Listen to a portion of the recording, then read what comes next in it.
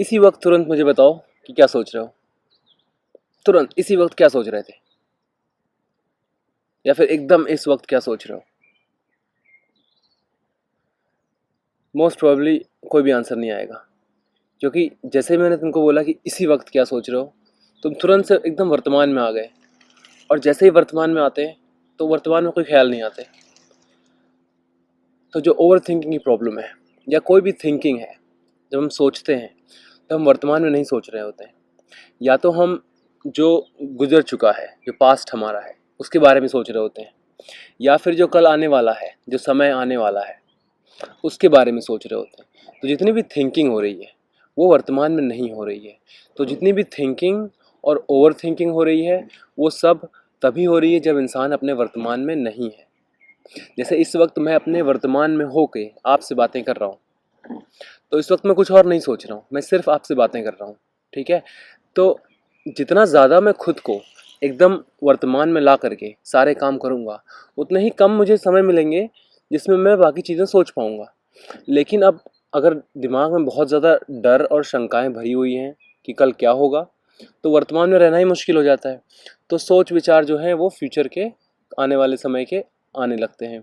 या फिर पहले हमने इतनी गलतियां कर रखी हैं, पहले हमने इतने सारे प्रॉब्लम्स क्रिएट कर रखे हैं लाइफ में कि उनसे ही डील नहीं किया है अभी। तो जब भी हम वर्तमान में रह के कुछ करने की सोच रहे होते हैं तो हमें पुराने समय का याद आता रहता है, वही डर लगा रहता है। तो थिंकिंग, ओवर थिंकिंग, ये सारी प्रॉब्लम्स, ये इनकी जड़ ही यही है कि आप वर्तमान में नहीं हैं। तो दो चीज़ें हो गई यहाँ पे आपके लिए। एक तो आपको खुद को वर्तमान में रखना सीखना होगा।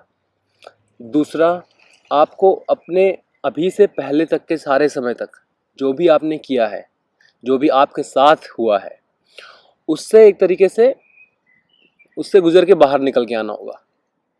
और तीसरी चीज़ है, और तीसरा, आने वाले कल की चिंता आपको छोड़ देनी होगी। अब ये कहना तो बहुत आसान है मेरे लिए, लेकिन आप खास करके एकदम अगर आप जवान हैं अभी, तो सोचना मुश्किल होता है कि क्या सच में ऐसा है। लेकिन क्योंकि मेरे अपनी लाइफ के खुद के एग्जाम्पल्स हैं, तो इसलिए मैं आपको भी समझ सकता हूँ। और क्योंकि अब मैं आपकी उम्र में नहीं हूँ तो अब मैं खुद को भी समझ सकता हूँ। तो दोनों तरीके से मैं देख पा रहा हूँ, आपके तरीके से मैं समझ पा रहा हूँ कि ये बहुत मुश्किल है आपके लिए ये सोचना कि ऐसा कैसे पॉसिबल है कि आने वाले कल की चिंता ना करो। लेकिन अपने नज़रिए से सोचता हूँ तो एकदम समझ में आता है कि हाँ, कल की चिंता करने की ज़रूरत ही नहीं है। अभी तक इतनी लाइफ कैसी कैसी गुजरी है, सब निकल गया है, तो बिल्कुल ही ठीक हो जाएंगी ये चीज़ें। चिंता क्यों करनी है। चीज़ें जैसी होनी होती हैं हो ही जाती हैं। वर्तमान में ही हम कोई परिवर्तन ला पाते हैं चीज़ों में। तो वर्तमान ही एक समय है जहाँ पे कुछ भी हो सकता है। कोई भी बदलाव जो है अगर लाया जा सकता है तो वो वर्तमान में ही लाया जा सकता है, उसके अलावा कहीं कोई हल है नहीं। ज़ुकाम बहुत बुरा हो गया मुझे कुछ दिनों पिछले, तो आज भी मेरी ऐसी हालत तो नहीं है कि वीडियो रिकॉर्ड करता, लेकिन बहुत टाइम हो गया था तो मैंने सोचा कि आज ट्राई किया जाए। तो अभी जो एनर्जी है थोड़ी डाउन है, तो कोई नहीं, उसका फ़ायदा उठाएंगे और वर्तमान की बातें करेंगे। एक बात को बहुत गांठ बांध के रख लो कि जब तुम वर्तमान में रह के काम करोगे तो तुम्हारा काम की जो क्वालिटी है वो बढ़ेगी, तुम्हारे फोकस की जो क्वालिटी है वो बढ़ेगी, और काम का जो रिज़ल्ट है वो ज़्यादा अच्छा होगा, और काम को करने में मज़ा भी आएगा। क्योंकि जब आप एकदम वर्तमान में होते हैं तो और कुछ होता ही नहीं है, आप भी नहीं होते हैं, सिर्फ वो काम ही हो रहा होता है। ठीक है। अगर आप अगर आप में से कोई सिंगर है या बाथरूम सिंगर है, अगर आप एकदम दिल लगा के, मन लगा के गा रहे होते हो, तो जब गा रहे होते हो तो मन में ये ख्याल नहीं आ रहा होता है कि मैं गा रही हूँ या मैं गा रहा हूँ और मुझे मज़ा आ रहा है। गाना गाना हो रहा होता है और गाने का ही मज़ा चल रहा होता है। मैं हूँ, मैं गा रही हूँ, ऐसा ख्याल मन में आता नहीं है। इसी तरीके से कोई भी काम आप कर रहे होते हो, लैपटॉप पे बैठ के कोई काम कर रहे होते हो, एकदम मन लग चुका होता है, तो उस काम ही चल रहा होता है, आप गायब हो चुके होते हो। तो वर्तमान में रहने का ये फ़ायदा है कि आपका जो शरीर है, आपका जो मन है, एक तरीके से आपका जो थॉट है, जो कहता है कि मैं हूँ, वो थॉट चला जाता है। तो इस एक तरीके से आप ही चले जाते हो। तो वर्तमान सिर्फ वर्तमान ही रह जाता है, और वर्तमान में वर्तमान के सिवा कुछ है भी नहीं। ठीक है। अब ये बात आप गांठ बांध लो कि इसके फ़ायदे ये हैं, वर्तमान में रहने का फ़ायदे बहुत हैं दोस्त। ठीक है। तो ये मत समझना कि फालतू की बातें हैं, आध्यात्मिक बातें हैं, इनका रियल लाइफ से, प्रैक्टिकल लाइफ से कोई मतलब नहीं है। इनफैक्ट जितना ज़्यादा मैंने अध्यात्म में रुचि ली है जीवन में, उतना ही ज़्यादा मैंने ये एक लिंक बनाने की कोशिश करी है कि जो भी अध्यात्म है वो व्यवहारिक जीवन से अलग ना हो, वो व्यवहारिक जीवन में मदद ही करे, मुझे दूर न ले जाए। कई लोग क्या हो जाते हैं, एकदम ही अव्यवहारिक हो जाते हैं, एकदम ही अजीब से हो जाते हैं, पता नहीं कौन सा अध्यात्म वो करते हैं। उस टाइप का मेरा नहीं है, मेरा एक प्रैक्टिकल स्पिरिचुअलिटी है। तो उसी तरीके से बोल रहा हूँ। तो जो वर्तमान की भी जो बातें कर रहा हूँ, वो भी इसी पहलू से कर रहा हूँ कि इसने मुझे जीवन में व्यवहारिकता के रूप में भी बहुत चीज़ों में हेल्प करी है। आप चाहे ध्यान कर लो, आप चाहे योग कर लो, आप चाहे अपनी डाइट अच्छी कर लो, आप चाहे वेजिटेरियन और वीगन खाना शुरू कर दो, आप ये सारी चीज़ें कर लोगे, लेकिन आपने अगर अपने पास्ट को नहीं सुलझाया है, तो फिर आप जीवन में सुख और संतोष के साथ नहीं रह सकते। जैसे जैसे आपकी पुरानी चीज़ें सॉर्ट होती जाएंगी, वैसे वैसे तनाव रहित आपका दिमाग होता जाएगा, और जितना ज़्यादा आप तनाव रहित रहोगे, उतना ज़्यादा आप खुश रहोगे, और हर काम की क्वालिटी अच्छी होती जाएगी। जो वर्तमान है आपका अच्छा होता जाएगा, वही वर्तमान जो है वो पास्ट बनता चला जाएगा, राइट। और फिर जो पास्ट की यादें आएंगी तो अच्छी अच्छी आएंगी, और उसी का जो फ्यूचर, वही फ्यूचर है जो वर्तमान बना था, वही वर्तमान है जो पास्ट बना था। तो जो वर्तमान और पास्ट और फ्यूचर जो है वो सब जो है एक ही हो गया, सब एकदम मय हो गया, सब रम गया। तो पता नहीं मेरी बात समझ में आ रही है कि नहीं आ रही है आपको। ये चीज़ें हैं बहुत सिंपल, लेकिन जब तक नहीं समझ में आती तो लगता है बहुत ही कॉम्प्लिकेटेड बातें कर रहा है बंदा। जब समझ में आती हैं तो सारे समझदार लोग बैठ के हंस रहे होते हैं कि क्या फालतू की चीज़ों में इतना टाइम लगाया। फालतू की चीज़ें मतलब फालतू में कॉम्प्लिकेटेड बना रखा था उनको, बहुत सिंपल चीज़ें होती हैं ये सब। कोई नहीं, आपको खुद को फोर्स नहीं करना है इसको सिंपल बनाने का, अभी तो बस आप लगे रहो, ठीक है। तो अब पुरानी चीज़ों को कैसे सॉर्ट किया जाए। जीवन को जितना ज़्यादा आप बेहतर तरीके से समझने लगोगे ना, उतना ज़्यादा ही आप खुद को और दूसरे लोगों को भी समझने लगोगे। जितना ज़्यादा आप जीवन को समझोगे, खुद को समझोगे, दूसरे लोगों को समझोगे, उतना ज़्यादा आपको पता चलता जाएगा कि लोग क्या करते हैं और लोग क्यों करते हैं, और लोग क्या कर रहे हैं, क्यों कर रहे हैं, क्यों वो अच्छा कर रहे हैं, क्यों बुरा कर रहे हैं, क्यों आपकी बढ़ाई कर रहे हैं, क्यों आपकी वो तारीफ़ कर रहे हैं, क्यों आपकी वो बुराई कर रहे हैं। ये सारी चीज़ें आपको जो समझ में आने लगती है ना, तो फिर आप चीज़ें जैसी हो उनको वैसा ही होने देते हो। आप बिना मतलब बाहर के फीडबैक से अंदर की आपकी जो लाइफ है उस पे फ़र्क नहीं पड़ने देते हो। तो आपकी बाहर से लोग आ रहे हैं, कुछ भी कह के चले जा रहे हैं, जैसे यहाँ से लोग आते जाते निकल रहे हैं, वैसे ही लोग आ रहे हैं जा रहे हैं, और आप अपने में अंदर ही अंदर जैसे आप हो वैसे ही हो। आपको कोई फ़र्क नहीं पड़ रहा है आपके बगल में कौन आ रहा है, कौन जा रहा है। तो वैसे ही आपको जैसे जैसे समझ में आता जाएगा कि दुनिया कैसे चलती है, लोग क्या करते हैं और क्यों करते हैं, वैसे ही लोगों को माफ़ करना आपके लिए आसान हो जाएगा। लोगों की बुरी बातें अपने ऊपर लेना आपके लिए, अपने ऊपर ना लेना आपके लिए आसान हो जाएगा। और दूसरा पहलू ये है कि आपने जो बुरा किया है लोगों के साथ, आपने जो बुरा किया है अपने साथ, आपने जो गलतियाँ करी हैं अपने साथ या दूसरों के साथ, वो भी माफ़ करना आसान हो जाएगा। क्योंकि अब इसको कैसे समझाऊँ, क्योंकि जैसे जितनी आसानी से आप में और दूसरों में कोई फ़र्क है नहीं, है ना।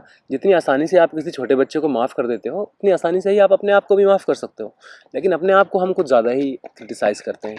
उसका एक कारण ये भी है कि हमें बचपन से ही बहुत ज़्यादा क्रिटिसाइज़ किया भी जाता है ना, डांट ज़्यादा पड़ती है, कंट्रोल में ज़्यादा रखा जाता है। तो उससे एक मन में एक कहीं ना कहीं ये तो पैदा हो ही जाता है कि यार हम गलती कर रहे हैं क्या, हम बेवकूफ़ ही हैं क्या, हमें कुछ आता ही नहीं है, हमें तो सब डांट के कोने में बिठा देते हैं। तो ये मन में बैठ जाता है। लेकिन ये सब चीज़ें मन से आप धीरे धीरे निकालो, है ना। और अपने अपने साथ समय बिता के, अपने अंदर जा कर के चीज़ों को ऐसे समझने की कोशिश करो। इस जगह आपको अध्यात्म मदद कर सकता है ना। जब भी आप ध्यान करते हो तो ध्यान भी ऐसा होना चाहिए कि ज़रूरी नहीं है कि आप अपने सांसों पे ध्यान दो या भगवान की एक मूर्ति है उसको देख करके ध्यान दो, वो मत करो। अगर आपका लक्ष्य ये है कि आपको पास्ट के थॉट्स बॉदर ना करें, फ्यूचर के थॉट्स बॉदर ना करें, तो उसके लिए आप क्या करो ना, ये कठिन होगा इस तरह का ध्यान लगाना, कठिन तो होगा। देखो शुरुआत में सब कुछ बहुत कठिन लगेगा जब तक चीज़ें सरल नहीं जाती। जब चीज़ें सरल हो जाएंगी तो फिर सब सरल हो जाएंगी। लेकिन शुरू की मेहनत जो है जितनी जल्दी कर लोगे उतना अच्छा है। वो हमेशा ही टफ़ होती हैं, लेकिन जितना आप वेट करोगे 30 की उम्र में करोगे और टफ़ हो जाएगा, 40 की उम्र में करोगे तो और टफ़ हो जाएगा। तो मेरे मेथड्स कोई हार्डकोर ही होते हैं, सिंपल मेथड्स कोई नहीं है आपके लिए। मैं अपनी लाइफ में भी अपने ऊपर बहुत ही हार्डकोर तरीके से चलता हूँ, तो सॉफ्ट भी चलता हूँ, लेकिन एक बहुत अच्छा बैलेंस बनाने की कोशिश करता हूँ। तो मैं कोई भी ऐसा आपको नहीं बताऊँगा चीज़ें जिसमें आसान हो जाएगा कि इस मंत्र का जाप कर लो, ये ठीक हो जाएगा, वो सब बात की बातें हैं। पहले पहले की बात यह है कि आपने अगर किसी को गाली दी या आपने किसी पे पत्थर मारा, उसके मुंह से खून निकला, तो आप उसका इलाज कराइए जाके, आप जाके माफ़ी मांगिए और दिल से माफ़ी मांगिए। सिंपल सा फंडा है। वो अगर आपको माफ़ कर दे तो और भी अच्छा हो जाएगा आपके लिए। फिर आपका मन जो है शांत हो जाएगा। आप शिव जी की पूजा कर लो जाके जितनी, लेकिन आपके मारने से किसी की कमर टूट गई, उस बेचारे की ज़िंदगी ख़राब हो गई और आप लगे हो शिव जी की पूजा करने में, उस बंदे से जाके आपने एक सॉरी तक नहीं बोला, उसके परिवार के पास आपने जाके एक माफ़ी नहीं मांगी, तो फिर कोई फ़ायदा नहीं है दोस्त। फिर मानसिक शांति मेरे हिसाब से तो नहीं मिल सकती। आपको कोई और कुछ और बोलता हो तो बात अलग है। खुद को माफ़ करना है, दूसरों को माफ़ करना है, और ये समझ लेना है कि आप जीवन में लगातार सीख रहे होते हैं। तो क्योंकि आप सीख रहे हैं लगातार, इसलिए सीख रहे हैं तो गलतियाँ होती ही हैं। गलतियाँ सबसे ही होती हैं। आपके माँ बाप से भी जीवन में बहुत गलतियाँ हुई हैं, आपके बड़े भाई बहनों से भी बहुत गलतियाँ हुई हैं, आपके चाचा ताऊ से भी बहुत गलतियाँ हुई हैं, आपकी मौसियों से गलतियाँ हुई हैं, आपके दोस्तों, आपके अध्यापकों, सब से गलतियाँ हुई हैं, ठीक है। और सब ने कहीं ना कहीं अपने आप को बैठ के कोसा है कि अरे यार ऐसा क्यों कर दिया, ऐसा क्यों कह दिया। तो मैंने अपने पहले वीडियो में कहा था, जितने बुरे तुम हो नहीं उतना बुरा तुम अपने आप को मानने लगते हो। तो ये मत सोचो कि तुम बहुत बुरे हो, ठीक है। कुछ बुरे नहीं हो। तुम्हारे अंदर जो बहुत गंदे गंदे ख्याल आते हैं कभी कभी, तो तुमको लगता है कि यार मैं इतना गंदा या इतनी गंदी हूँ क्या कि ऐसे ख्याल आते हैं। सिर्फ ख्याल हैं, उनको ख्याल मान के भूल जाओ, ठीक है। उन ख्यालों पे आपने एक्ट नहीं किया ना, आपने कुछ किया तो नहीं, तो सिर्फ एक ख्याल है। ख्याल जो है ना वो सारी दुनिया में कहीं से भी आ रहे होते हैं, सिर्फ आपके नहीं होते हैं वो। तो इतना अपने आप को बुरा मत मानो, सीखो चीज़ों को, और चीज़ें इम्प्रूव ऐसे होती जाएंगी। और जैसे जैसे आप अपने पास्ट से ऐसे एक पीसफुल रिलेशनशिप बनाते जाओगे ना, वैसे वैसे आप जब भी आप वर्तमान में बैठोगे ना, तो पास्ट की चीज़ें आपको इतना बॉदर नहीं करेंगी। ये बहुत एक लंबा प्रोसेस होगा। मैं ध्यान की बात कर रहा था कि जब आप ध्यान कर रहे हो ना, तो ऐसे थॉट्स को आने दो जो थॉट्स आपको परेशान करते हैं। ऐसे थॉट्स से भागने के लिए ध्यान नहीं करते हैं, ऐसे थॉट्स को आने देते हैं ध्यान में और उनको स्वीकार करने की कोशिश करते हैं। उन उन थॉट्स के साथ जो भी थॉट्स आ रहे हैं, उन सारे थॉट्स को आने देते हैं, जब तक कि उनसे एक क्लैरिटी निकल के ना आ जाए। कई बार 6-6 महीने 8-8 महीने लग जाते हैं, 1-1 साल लग जाता है किसी एक पर्टिकुलर थॉट को एकदम अच्छे से समझ के रिमूव करने में। तो ये एक टफ रास्ता है, लेकिन ये रास्ता ऐसा है कि एक बार आपने जड़ से बीमारी मिटा दी तो फिर मिट गई बीमारी, दोबारा नहीं होने की। अच्छा, अब ये हो गई पास्ट की बातें, फिर अब करते हैं फ्यूचर की बातें। अब देखो, जैसे जैसे मैं बातें करते जा रहा हूँ, जो अभी तक फ्यूचर था वो वर्तमान बन के पास्ट होता चला गया, राइट। तो ये जो फ्यूचर की जो क्वालिटी है, वो आपके वर्तमान पे भी बहुत डिपेंड करती है कि जैसे जैसे आप एक तरीके से वर्तमान और फ्यूचर और पास्ट जो है वो सब एक ही लेवल पे है। वो खाली हमें लगता है कि चीज़ें ऐसे हो रही हैं। एक आपके रहने की, आपके सोचने की, आपके काम करने की, आपके जीवन जीने की एक कला होती है, एक आदत होती है, वो आपको एक बार बन गई। तो जैसे आप अपने फ्यूचर में भी जाओगे, उस आदत के साथ ही जाओगे। तो जैसे आपका वर्तमान जो है, उसमें अगर आपकी आदत है कि आप हमेशा पास्ट के बारे में चिंता करते हो, फ्यूचर के बारे में चिंता करते हो, तो कल को जैसे आप अपने फ्यूचर पे पहुंचोगे, तो आप उसी आदत को लेके अगर जाओगे, तो वहाँ पे भी जाके आप पास्ट को लेके चिंता करोगे और फ्यूचर को लेके चिंता करोगे। आपको लगता है कि जॉब लग गई तो मैं ठीक हो जाऊँगा, या एक पार्टनर मिल गया तो मैं ठीक हो जाऊँगा, या फिर मैंने ये शहर छोड़ दिया तो मैं ठीक हो जाऊँगा, या फिर इस माँ बाप से छुटकारा मिल गया तो मैं ठीक हो जाऊँगा। लेकिन जैसे ही आप जिस तरह का दिमाग लेके, जिस तरह का व्यक्तित्व लेके आप उस फ्यूचर में जाओगे जहाँ आप इन चीज़ों से मुक्त हो चुके हो जिनसे आप मुक्त होना चाहते थे, वैसे ही पाओगे अपने आप को फिर भी। फिर आपको लगेगा यार ये क्या हुआ? हमें तो लग रहा था कि इन परिस्थितियों से छुटकारा पाने के बाद चीज़ें बदल जाएँगी, बदली क्यों नहीं? बदली इसलिए नहीं क्योंकि आपका आपका मन, मस्तिष्क और व्यक्तित्व नहीं बदला, इसलिए चीज़ें नहीं बदली, ठीक है? तो आप अपना वर्तमान सुधारो, अपना पास्ट सुधारो, और फ्यूचर एक ऐसी चीज़ है जिसकी चिंता नहीं करने में आपका फ़ायदा है। वर्तमान सुधारो अपना, अपनी मेहनत करो, अपना काम करो, कल का क्या होगा किसने देखा है? ये तो इतना आपको पता ही है यार। भारत के लोगों के अंदर इतना ज्ञान तो है ही, चाहे वो एकदम ही अनपढ़ हों, चाहे वो किसी भी तबके से आते हों। भारत के कल्चर में ही अध्यात्म है। अध्यात्म में रुचि रखने वाले, नहीं रखने वाले के अंदर भी अध्यात्म कूट-कूट के भरा है। इतना तो हर इंसान जानता है, समझता है कि यार सब ऊपर वाला कर रहा है ना? सब उसके हाथ में है। कल किसने देखा है, कल किसने जाना है? तो इस बात को समझो, इस बात को गहराई तक समझ के उतारो अपने जीवन में। कल की क्यों चिंता करते हो? अपना वर्तमान सुधारोगे, पास्ट फ्यूचर सब सुधर जाएगा। It's as simple as that. ठीक है, वर्तमान सुधारो, पास्ट फ्यूचर सब सुधर जाएगा। चलो फिर आज के लिए इतना ही काफ़ी है, फिर मिलते हैं, फिर बात करते हैं। ख्याल रखिए अपना। नमस्कार।